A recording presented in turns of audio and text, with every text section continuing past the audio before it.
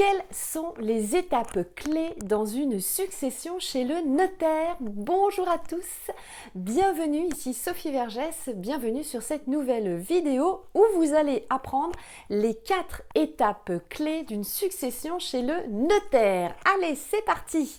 Première étape, c'est l'acte de notoriété. La deuxième, c'est le bilan de patrimoine. Le troisième, c'est la déclaration de succession. Et quatrième étage, c'est le partage des biens. À la fin de cette vidéo, je vais répondre à la question de Josie qui me dit « Sophie, qu'est-ce que le droit de succession ?» Eh bien, je vais vous l'expliquer, je vais te répondre. Josie, c'est pour en savoir plus et surtout t'aider à faire tes démarches administratives. Voilà, et bien comme ça, une question au sein de ma communauté va servir à tout le monde. Voilà, c'est le but de cette vidéo. Vous avez tout compris.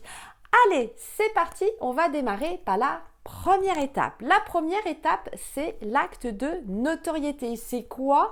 Eh bien, c'est un document qui liste les personnes qui vont être appelées à hériter, c'est-à-dire vous. Et oui, vous allez être dans justement cet acte de notoriété. Vous en allez avoir besoin d'ailleurs pour faire toutes vos démarches, donc c'est très important.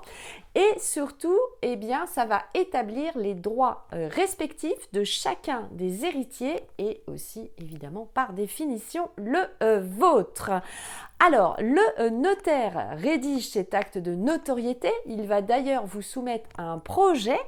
Donc, lisez bien, prenez bien le temps, s'il vous plaît, de lire ce document, puisque une fois que c'est validé, on ne peut plus revenir en arrière. Voilà, donc prenez le temps de la lecture, de vous poser. Je sais que c'est pas du tout évident vu les circonstances quand il y a un décès justement d'un proche, parce que franchement on n'a pas du tout la tête à ça. Je suis complètement d'accord avec vous, mais s'il vous plaît, faites des exercices de relaxation si besoin et posez-vous quelques instants évidemment pour lire ce document, valider le projet pour votre notaire. Donc le notaire aura besoin des documents suivants, de vos documents d'identité et ceux des héritiers, du livret de famille bien sûr par définition, contrat de mariage, etc.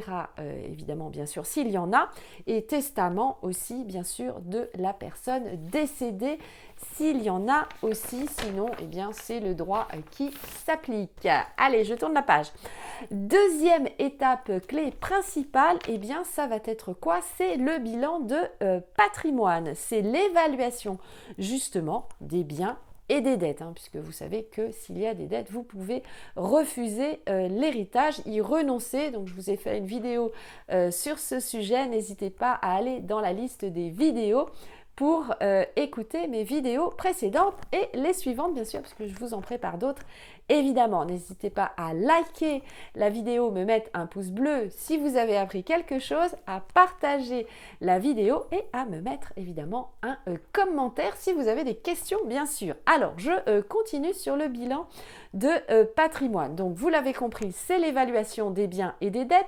C'est le notaire, toujours lui, vous voyez, c'est une, ou elle, c'est une, évidemment, personne qui est clé fondamentale dans votre héritage, dans votre succession. Donc, bien sûr, posez-lui toutes les questions que vous avez besoin de connaître, puisque c'est votre notaire aussi qui vous donne des conseils juridiques. En même temps, pareil, je sais que c'est pas évident. Mettez-vous à sa place aussi. C'est vrai que le notaire, eh bien, parfois a du mal aussi à s'exprimer lui-même pour ne pas vous blesser plus dans votre perte de votre proche. Alors, le notaire donc réalise ce bilan de patrimoine en consultant les comptes bancaires, les titres de propriété, bien sûr, les factures, et puis les contrats d'assurance vie, etc. du défunt. Alors, la difficulté que vous allez avoir, j'ai rencontré moi-même ce problème, c'est bien sûr de retrouver tous les papiers, parce que votre proche n'est pas forcément un pro du rangement. Moi-même, je n'en suis pas une, donc je peux vous garantir que je range bien sûr certains documents, mais j'amoncelle aussi beaucoup de documents. Et donc, une fois par an, je commence à ranger la pile, puisque on gère voilà, le plus urgent. Et puis souvent on entasse parce qu'on a d'autres tâches quotidiennes à faire et du coup malheureusement on empile. Donc votre défi, c'est de bien sûr retrouver tous les documents qui soient en état. Donc il faut bien sûr les scanner, les numériser et les transférer par votre notaire. Donc moi j'ai téléchargé par exemple une application sur mon téléphone portable. Donc je ne vous donne pas le nom parce que bon, c'est une application gratuite, je peux vous le donner si vous voulez, mais selon au moment où vous allez regarder la vidéo, peut-être que ça n'existe plus. C'est CAM, C-A-M, CAM Scan. Et donc du coup, j'utilise cette application. Il y en a certainement d'autres, hein. N'hésitez pas d'ailleurs à me le mettre dans les commentaires si vous en connaissez une. Mais bon, voilà. Donc, on scanne bien sûr tous les documents. On met un titre à chaque document. Voilà. Et comme ça, eh bien après, lorsque vous allez transférer à votre notaire tous les documents, ils seront déjà numérisés et vous pourrez aussi les archiver. Hein, parce que si vous gérez aussi eh bien, les papiers pour votre proche, quand vous êtes à distance, c'est toujours bien évidemment d'avoir un dossier numérisé. Donc voilà, vous avez d'autres applications. Vous le faites déjà sûrement, mais en tout cas pour celles et ceux qui ne le font pas, eh bien, je vous le recommande évidemment de le faire. Donc je sais que c'est pas du tout évident parce que c'est très souvent la nébuleuse, hein, les papiers. Voilà. Donc classez bien vos papiers, c'est peut-être l'opportunité aussi, pareil, chez si vous aidez un parent, puisque moi ça a été le cas, j'ai aidé ma maman quand mon papa est décédé, c'est peut-être le temps aussi, évidemment, de classer les papiers. Dès que vous retrouvez un papier, hop, vous faites un classeur banque et puis vous mettez tout dedans, hein, parce qu'il y a beaucoup de choses à gérer.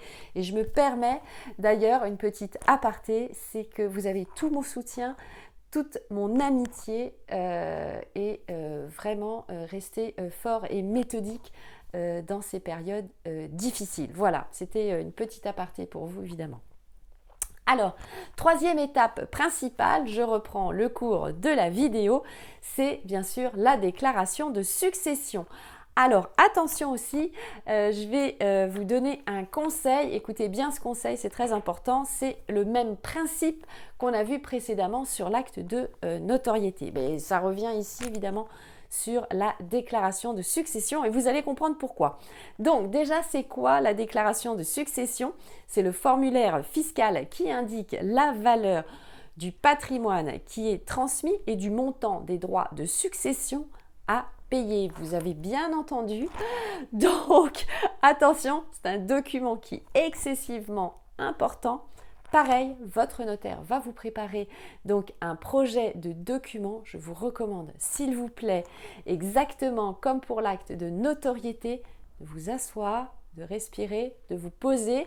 Vous prenez un stylo rouge et vous cochez ce qui va ou ce qui ne va pas. Donc, quand ça va, vous faites un petit point rouge, c'est que vous avez lu le chiffre, d'ailleurs, l'intitulé, etc. Je vous montrerai d'ailleurs, si ça vous intéresse, c'est quoi une déclaration de succession. N'hésitez pas à me le dire justement dans les commentaires, puisqu'on pourra travailler ensemble sur justement les différents documents en vidéo. Voilà, comme ça je vous expliquerai, ça sera une opportunité pour moi de vous montrer cela. Donc pareil, votre notaire va vous émettre un projet de ce formulaire fiscal et donc je vous recommande de prendre un stylo. Moi c'est ce que je fais toujours, un stylo rouge. Quand j'ai un document important, je fais le point en rouge dans la colonne, dans la marge et si ça ne va pas, pouf, je fais un trait, voire je raye carrément. Et ensuite, eh bien, avec l'application pareil dont je vous parlais tout à l'heure, CamScan ou une autre, vous allez scanner le document et c'est plus facile d'ailleurs pour envoyer le document puisque eh bien, vous allez pouvoir poser vos questions, page 1, je ne comprends pas si ou cela, avec le trait, etc. etc. Et pour votre notaire qui reçoit ce document, ça sera évidemment beaucoup plus facile pour lui de répondre, tac, tac, tac, avec les 3 points. On pourra voir aussi comment, ensemble, on rédige un mail à votre notaire. Voilà. Alors, donc, ce formulaire fiscal, eh bien, vous l'avez compris, une fois que vous aurez validé le projet avec votre notaire, eh bien, le notaire va transmettre ce document au trésor public. Et oui, dans les 6 mois, attention, on respecte bien les 6 mois, sinon vous savez, vous avez les fameuses pénalités et ça monte très très vite. Suivant le décès ou 12 mois si le décès a lieu à l'étranger. Voilà, il y a une petite... Voilà, un petit plus, on va dire. Hein. Vous avez 6 mois en plus si votre proche est décédé à l'étranger. Je vais y arriver. Alors attention, parce que même déjà, lorsque la succession est à régler dans les 6 mois, je vous garantis, les amis, c'est la course à l'échalote. Donc, faites en temps et en heure. Hein, gérez bien vos priorités. Dans ce cadre, on pourra pareil les voir ensemble. Donc, si vous avez des questions sur la gestion de ces documents, savoir ce qu'on fait, etc. C'est aussi la raison pour laquelle je vous réalise cette vidéo, parce que vous m'avez posé la question, c'est quoi les étapes, hein. Et donc du coup, on pourra évidemment le refaire ensemble dans les commentaires ou vous m'envoyez bien sûr un message sur les réseaux sociaux. Tapez Sophie Vergès bien sûr et vous trouverez mes comptes sans problème, ou sinon pareil, un petit commentaire sous la vidéo et puis je vous réponds évidemment avec grand plaisir. On arrive évidemment à la section questions-réponses, la question de Josie. Je vous la rappelle en ce début de vidéo. Qu'est-ce que le droit de succession, Sophie? Alors, Josie, eh bien c'est très simple, c'est la branche du droit qui régit la transmission du patrimoine d'une personne décédée à ses héritiers. Cela comprend bien sûr les règles relatives à l'ouverture, le déroulement et le partage de la succession, ainsi que bien sûr le calcul et le paiement des droits de succession, comme on vient de voir justement dans la déclaration fiscale précédemment, Josie.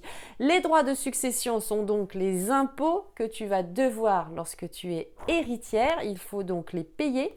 C'est sur la part du patrimoine, bien sûr, que tu vas recevoir de ton proche qui est décédé. Le montant va dépendre, bien sûr, de la valeur des biens transmis, des liens de parenté que tu auras évidemment avec la personne qui est décédée, Josie, des éventuelles exonérations ou réductions, je vais y arriver, applicables. Voilà, c'est ça, Josie, le droit de succession.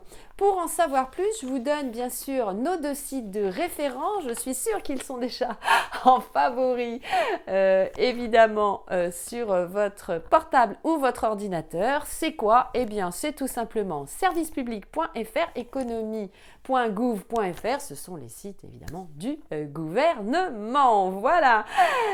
Je vous souhaite, eh bien, de passer une très belle journée, fin d'après-midi ou de soirée, selon le moment où vous regarderez ma vidéo. N'hésitez pas à mettre le pouce bleu, le commentaire, à partager. Voilà.